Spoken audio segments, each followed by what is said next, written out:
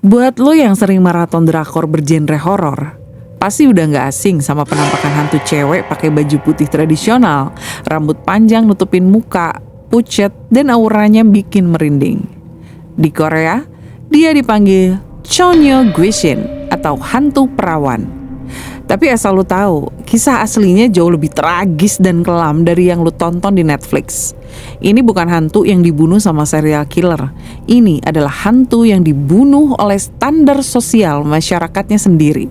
Hantu yang terjebak di dunia manusia karena rasa dendam dan penyesalan yang gak ada ujungnya.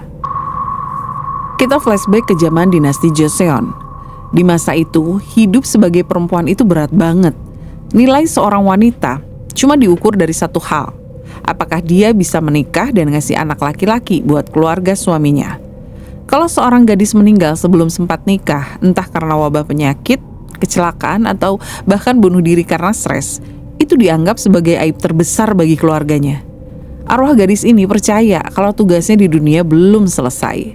Dia ngerasa hidupnya dirampas sebelum dia ngerasain kebahagiaan. Rasa sakit hati, kecewa, dan amarah inilah yang mengikat jiwanya. Dia gak bisa nyebrang ke alam baka. Dia berubah jadi Gwishin, hantu pendendam yang pakai pakaian berkabung warna putih atau sobok.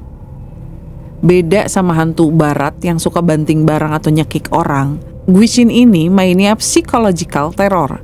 Dia bakal nongkrong di pinggir jalan desa yang sepi, di bawah pohon besar, atau di pojokan tembok rumah warga. Terus dia bakal nangis terseduh-seduh.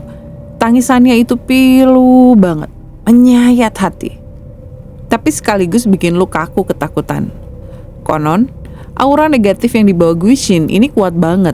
Kehadirannya di sebuah desa dipercaya bawa kesialan bertubi-tubi. Mulai dari panen yang tiba-tiba gagal, ternak warga yang mati mendadak tanpa sebab, sampai wabah penyakit misterius yang menyerang anak-anak. Warga desa zaman dulu takut banget kalau sampai ada gadis perawan yang meninggal di kampung mereka. Karena warga dihantui rasa takut, mereka akhirnya nyari jalan keluar. Satu-satunya cara biar Gwishin ini tenang dan mau pergi ke akhirat adalah dengan mengabulkan keinginan terakhirnya, yaitu menikah. Muncullah tradisi yang namanya suhon atau pernikahan hantu. Keluarga si gadis bakal nyari keluarga lain di desa tetangga yang anak laki-lakinya yang masih bujang juga udah meninggal. Nah, mereka berunding nyocokin hari baik dan adain upacara pernikahan yang megah.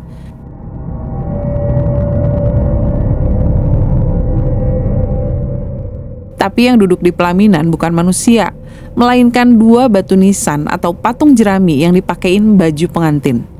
Tragis kan? Mereka harus nunggu mati dulu buat bisa dihargai sebagai pasangan. Setelah pernikahan gaib itu selesai, barulah arwah si gadis dianggap tenang dan auranya hilang dari desa. Kisah Gwishin ini jadi cerminan kelam gimana kerasnya tekanan sosial zaman dulu bisa nyiksa seseorang sampai ke liang lahat. Untungnya kita hidup di zaman modern ya. Kalau lu punya temen cewek yang sering ditanya, kapan nikah? Mending lu share video ini aja ke mereka. Siapa tahu yang nanya pada kaget dengar ceritanya. Jangan lupa subscribe buat asupan cerita horor berbobot lainnya. Bye-bye.